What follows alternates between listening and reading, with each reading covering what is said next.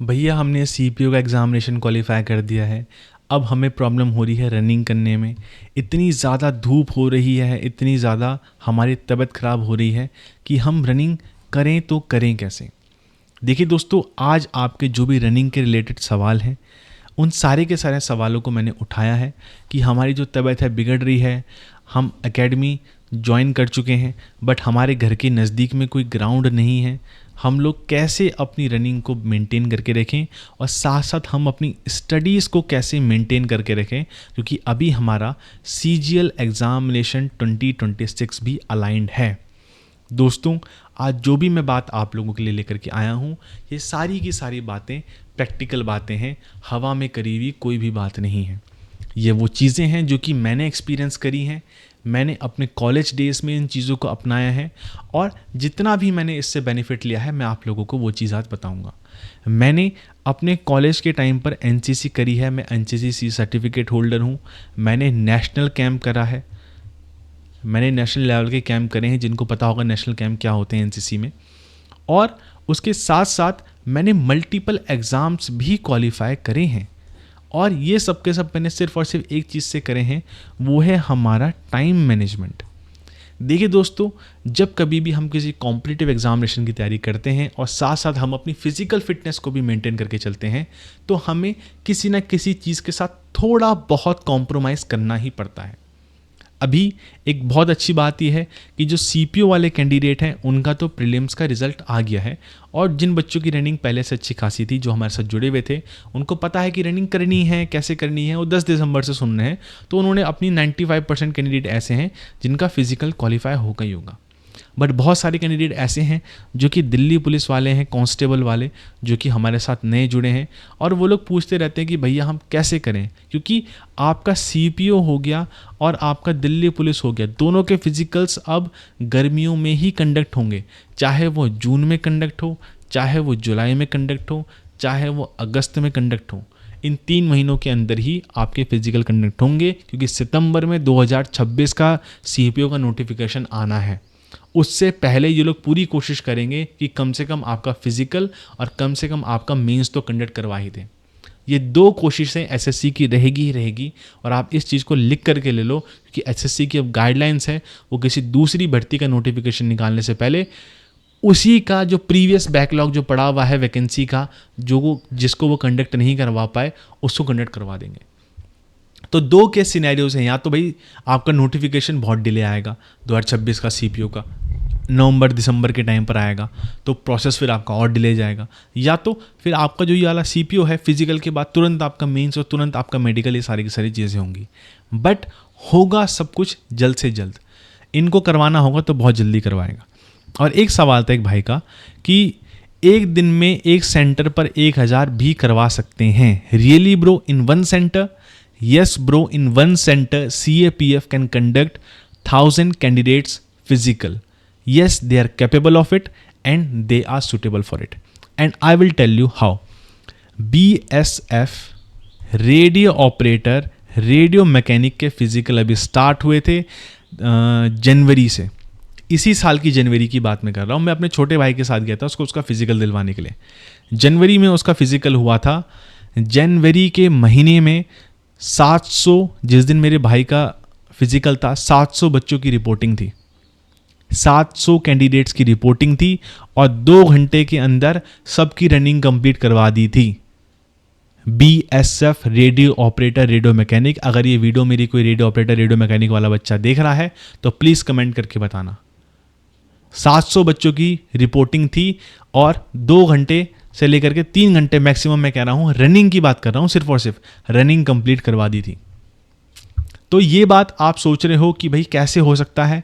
दोस्त, आज से 8 साल पहले करीबन असम पुलिस की भर्ती आई थी, ठीक है, इंडियन आर्मी की भर्तियाँ आती थी, ओपन भर्ती आती थी। ओपन भर्ती, कोई डॉक्यूमेंटेशन वाला सीन नहीं, फॉर्म तुमको भर्ती माननी है, तुम 18 साल के हो, आओ भर्ती मारो।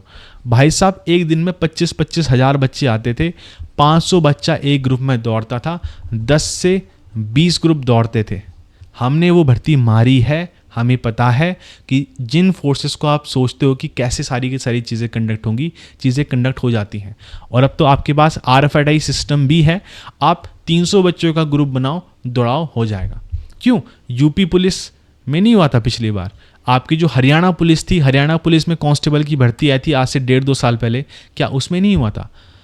भाई RFID सिस्टम है, आप जिस पल से रनिंग करना स्टार्ट करेंगे, जिस पल पर आप रनिंग खत्म करेंगे, उस बोर्ड के आप 4 बार क्रॉस कर दोगे तो आपकी रनिंग 4 चक्कर की मान दी जाएगी। कोई मतलब नहीं है कि आप लेट निकलो, आप पहले निकलो, 1000 बच्चे भी एक साथ या 300 बच्चे भी एक साथ दौड़ा देंगे। एक साथ का मतलब ये सोचो तुम लोग कि एक साथ गो बोल दिया, आर्मी वाला गो बोल दिया, नहीं, इसका वो मतलब नहीं होता। एक एक करके लाइन वारी से सबको छोड़ेंगे और सब अपने अकॉर्डिंगली दौड़ेंगे। तो ऐसी कोई बड़ी बात नहीं है, आराम से आपके फिजिकल कंडक्ट हो जाएंगे। जनवरी के टाइम पर मैं आपको अपनी आंखों देखी का बता रहा हूँ, अपना आंखों देखी का एक्सपीरियंस बता रहा हूँ। 700 बच्चों का फिजिकल कंडक्ट करा दिया था। मैं वहाँ पर BSF छावला कैंप के गेट पे खड़ा था और मैं ये सारी की सारी चीज़ देख रहा था, क्योंकि वहाँ पर 1-2 मेरे और दोस्त थे, जानने वाले भी, तो मैं वहाँ पर गेट पर ही बैठा था। पेरेंट्स और थे, वो भी बैठे हुए थे वहाँ गेट पे। ठीक है, तो ये चीज़ें मत सोचा करो कि नहीं करा सकते। भाई बहुत कैपेबल है हमारे central armed police forces and they are capable of doing it. RFID system आपका इंट्रोड्यूस अगर होगा तो आराम से कंडक्ट करा देंगे, कोई बड़ी बात नहीं है। इससे पहले CPO की जो भर्तियाँ आती थी काफ़ी लंबी चलती थी, ठीक है, बट गर्मियों में इतना लंबा खींचेंगे नहीं। अगर RFID सिस्टम होगा तो आपका आराम से 1000 भी बच्चे भी करा सकते हैं। तो ये जो आपका कमेंट है, इट इज़ टोटली इनवैलिड। जिसको पता होगा, जिसने दिया होगा, जिसने देखी होंगी सारी चीज़ें, वो कर सकता है। दूसरा सवाल, भैया इतनी गर्मी हो रही है, हम गर्मी में रनिंग कैसे करें, किस तरीके से मैनेज करें? मैं आपको उस चीज़ के बारे में थोड़ा सा बताता हूँ। देखो यार, आप लोगों को अपना मैनेजमेंट तो लेकर के चलना ही पड़ेगा। आपको अपनी लाइफ को मैनेज करके चलना ही पड़ेगा। अगर आप CPO की तैयारी कर रहे हो, अगर आप CGL के एस्पिरेंट हो, मैं मानता हूँ कि आप डिसिप्लिन तो होंगे ही होंगे। आपने CPO क्वालिफाई कर दिया, आपने दिल्ली पुलिस क्वालिफाई कर दिया होगा, लगभग 80 जिसके मार्क्स, 75-80 जिसके मार्क्स बनने होंगे, उसका क्वालिफाई है, ये बात आप मान करके चलो। अब अगर आपने ये चीज़ क्वालिफाई कर दी है तो आप डिसिप्लिन हो। मैं मानता हूँ आप सुबह अगर 5 बजे उठ रहे हो, 5:30 बजे आप अपना घर से निकल रहे हो, 6 बजे आप ग्राउंड पर पहुँच रहे हो, और 1.5 घंटे का टाइम अगर आप अपने आप को दे रहे हो एक टाइम पे फिजिकल करने के लिए, 1.5 घंटे मोर देन इनफ होते हैं। आप अपने आप को बहुत अच्छी तरीके से फिजिकली प्रिपेयर कर सकते हो। 1.5 घंटा मोर देन इनफ होता है। 20 मिनट की रनिंग हो गई आपकी, उसके बाद स्ट्रेचिंग, एक्सरसाइज, एक्सेट्रा एक्सेट्रा, बहुत चीज़ें चलती हैं। तो अगर आप 1.5 घंटे से ज़्यादा करते हो तो आप काफ़ी ज़्यादा अपना टाइम वेस्ट कर रहे हो। 1.5 घंटे से ऊपर आपको कभी भी टाइम नहीं देना चाहिए ग्राउंड पे। दूसरी बात यह है दोस्तों कि आपने अपना फिजिकल एक्सरसाइज करी, 6 बजे आप गए, 7:30 आपके बज गए, 8:30 बजे तक आप घर पहुँचे, ठीक है, उसके बाद आपने अपना नहाया धोया, ब्रेकफास्ट करा, 9:30 बज गए। मैं मोस्ट केस सिनेरियो मैं ये लेकर के चल रहा हूँ कि आप आराम से कर रहे हो, आपका ग्राउंड दूर है, मैं सारी चीज़ें लेकर के चल रहा हूँ, 9:30 बजे तक आप फ्री हो गए। अब आपको सबसे इम्पॉर्टेंट चीज़ जो कि आप लोग अवॉइड कर रहे होंगे और आपको करनी चाहिए, आप सब कुछ करने के बाद प्लीज़ 1 घंटे की नैप ले लेना। 1 घंटे आप सो जाओ। 1 घंटे सोने के बाद आपको इतना रिलैक्सेशन मिलेगा, इतना अच्छा फील होगा कि आपकी पूरी की पूरी बॉडी भी रिकवर हो जाएगी। जो आपको दर्द पेन हुआ है एक्सरसाइज करके, वो सारा रिकवर हो जाएगा। और साथ साथ आपको ऐसा फील होगा कि जस्ट अभी आप सो करके उठे हो और आपका दिन अभी स्टार्ट हुआ है। ये चीज़ मैं आपको इसलिए बता रहा हूँ, ये टेस्टेड चीज़ है, मैंने करी है। जब मैं प्रिपरेशन करता था मैं ऐसे ही करता था और अपने आप को इस तरीके से ही मैनेज करके चलता था। इस बात को प्लीज़ आप 1 हफ्ते तक आप लोग इस चीज़ को फॉलो करना। अगर आप सुबह के टाइम पर जाते हो, अगर आप शाम के टाइम पर भी जाते हो, तो आप लोग इस तरीके से फॉलो करके चलना।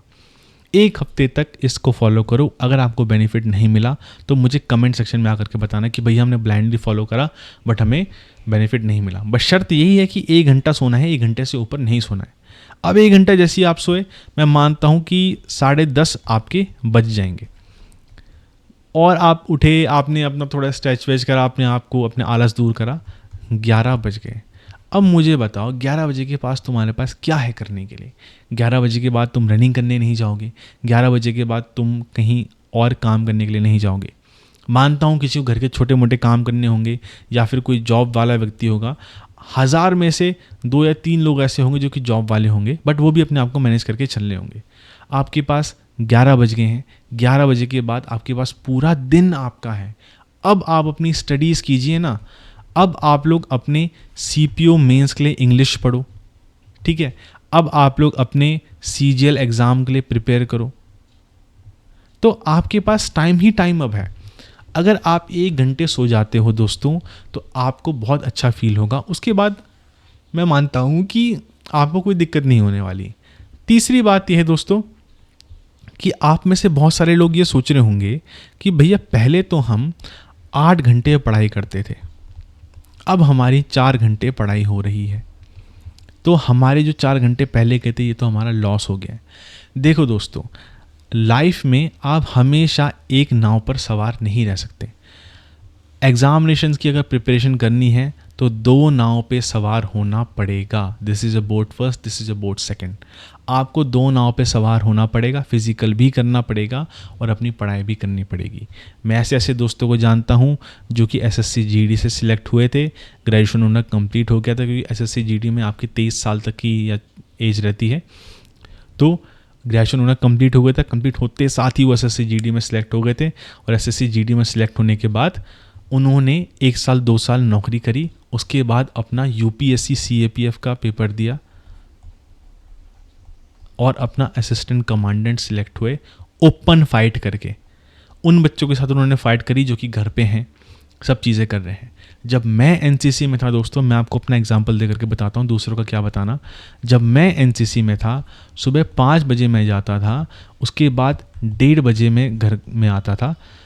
5 से लेकर के 10 AM तक हमारी NCC में कार्रवाई चलती थी। जो NCC वाले होंगे उनको पता होगा, ड्रिल की क्लासेस, हमारी फिजिकल एक्टिविटीज़, रगड़ा, सारी की सारी चीज़ें चलती थी।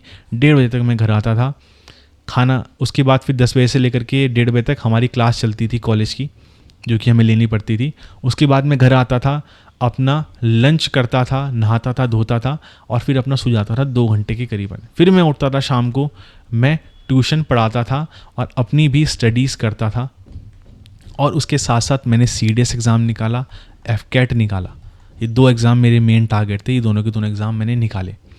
तो मैं ऐसा नहीं कहता कि मैं बहुत महान था या फिर ऐसा था, बट जिस टाइम पे जो चीज़ आपको करनी है, प्लीज़ मेरे भाई प्लीज़, देखो मेरे कंधे पे सितारे नहीं लग पाए क्योंकि मेडिकल रीज़न था, बट आपका अगर मेडिकली बिल्कुल फिट है तो प्लीज़ यार इन मौक़ों को मत छोड़ो। जब मैं इन सितारों को देखता हूँ किसी और के कंधे पर लगा हुआ, तो मुझे लगता है कि यार काश मेरे कंधे पर होते। मैं बदनसीब हूँ कि मैंने CPO निकाला, CDS निकाला, FCAT निकाला, सारे एग्ज़ाम निकाले, पर मेडिकल में हमेशा बाहर हुआ।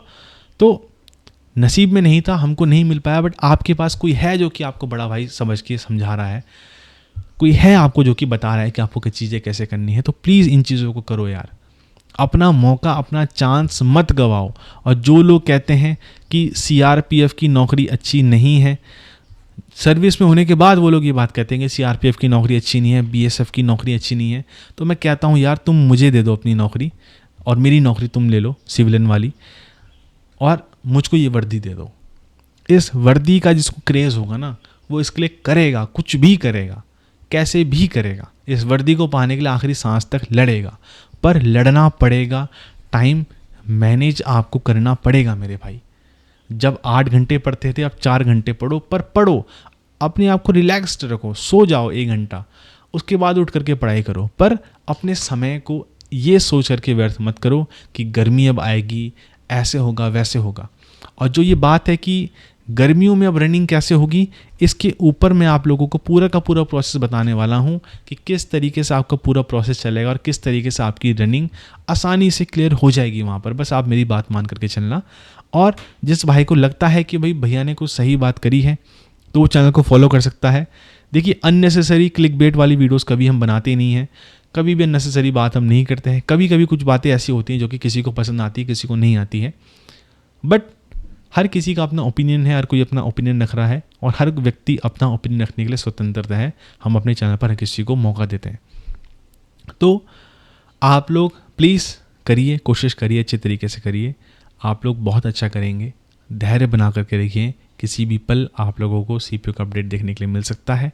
अपडेट अगर आ जाएगा तो बहुत अच्छी बात है, नहीं आता है तो भी आप लोग अपनी तैयारी करके रखें, ठीक है। ज़्यादा मत सोचो, बस यहाँ पे जैसे घोड़े के यहाँ पे वो लगा रहता है ना, एक चमड़े का पट्टा लगा रहता है ताकि वो इधर उधर ना देखे। बस स्ट्रेट देख करके आपको वर्क करना है और आपको बेनिफिट मिलेगा। Have a nice day, bye bye, जय हिंद। और जो टेलीग्राम चैनल से नहीं जुड़ा है वो जुड़ सकता है और बेनिफिट ले सकता है। Bye bye.